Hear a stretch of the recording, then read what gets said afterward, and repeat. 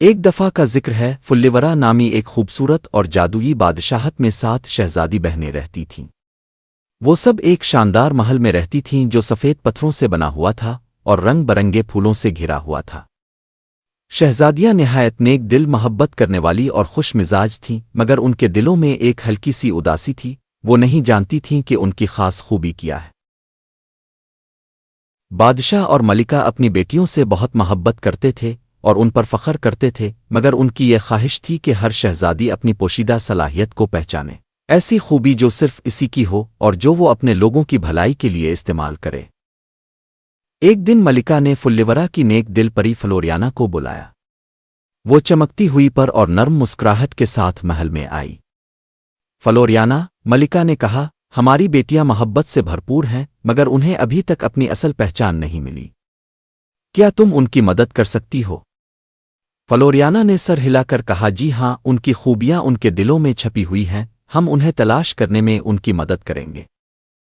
فلوریانا نے اپنی چمکتی چھڑی کو گھمایا اور محل میں ایک سنہری روشنی پھیل گئی۔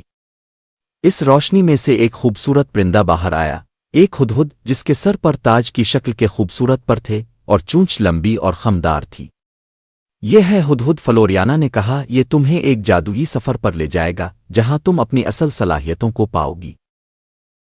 ہدہد نے نرم سریلی آواز میں کہا، تم سب کی خوبیاں تمہارے دلوں میں چھپی ہوئی ہیں، مگر انہیں باہر لانے کے لیے ہمیں سفر کرنا ہوگا۔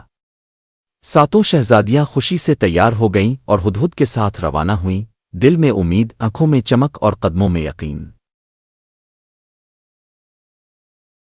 وہ سب ایک خوبصورت جنگل میں داخل ہوئیں جہاں پھول کھلکھلا رہے تھے، دریا چمک رہا تھا اور ہوا میں خوشبو تھی۔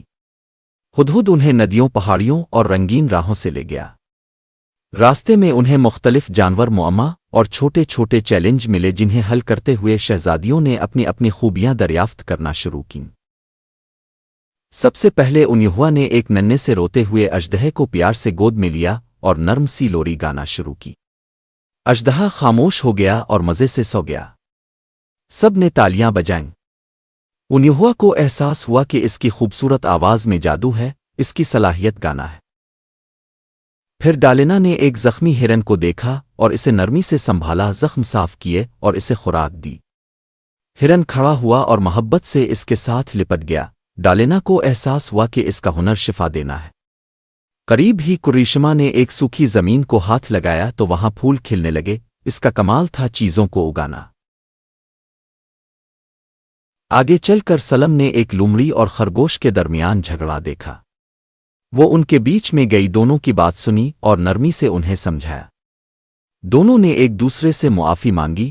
سلم کو پتہ چلا کہ اس کی خوبی ہے صلح کروانا اور امن پھیلانا۔